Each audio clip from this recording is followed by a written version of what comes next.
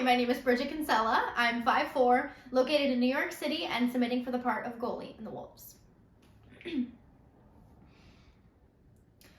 I guess I'm okay. I don't really know.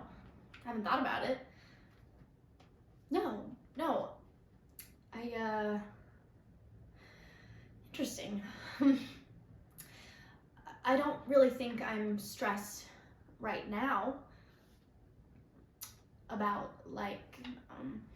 people scoring on me or missing the ball, watching it slip through my fingers, or corner kicks or penalty kicks or shootouts even, or losing the game.